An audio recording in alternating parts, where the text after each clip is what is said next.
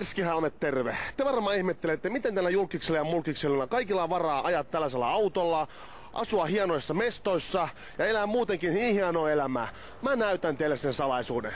Julkisbileet. Näitä on kato kun sieniä syyssatella joka päivä. Tänne tulee doka ilmatteeksi, kruuda ilmatteeksi ja muutenkin vaan pitämään hauskaa. Mutta te ette tiedäkään, tänne pääsee ihan kuka vaan. Mua on jo kutsuttu ja tosta Dörtsistä. Mä nyt kävelen sisään ja tänne on ihan kuka vaan tulla. Te ette tiennyt sitä, mä näytän miten se tehdään. Hyvää iltaa.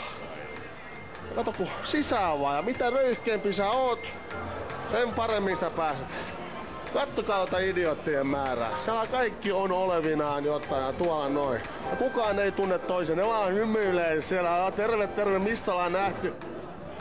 Tässä se on pingviinien valtakunta. Idioottien kotipesä. Kuka sä muuten oot? Mä oon sun kollegas ilmeisesti. Sä et voi olla mun kollega, kun näistä lehdessäkin kirjoitti, että mä en missään nimessä voi olla reportteri. Mitä mä teen reportterin tuosta? Mä oon tyhmä nyrkkeilijä. No mikä sä oot? Oot sä suomalainen? No niin, tämmöstä julkis-mulkvist elämä on. Mä otan tästä näin drinkkiä, tätä riittää pöydän täydeltä. Lähtiessä monet ottaa tytöt vielä mukaansa. Tässä on Seiskan juorutoimittaja puhuu. Se kirjoittaa pelkää p***aa viikoittain ja ihmiset ostaa lehteä, koska niissä on julkisten kuvia ja julkisten muita juttuja. Ja tässä on Tino. Terve Tino. Terve. Kato niin heti tulee vanhoja kaverit, kun tulee näihin julkisbileisiin. Saanko mä tarjoa sulle paukut? Mä oon töissä, mä en voi vielä ottaa. Mä otan sit sen jälkeen. Oot sä julkis? Ei, mä kauhean No mitä sä sit täällä teet? Mä oon tavallaan julkis. Mä oon syömässä. Sussa on just kanssa sama idea, että ilmasta viinaa tullaan dokaan, kun sitä on. Totta kai.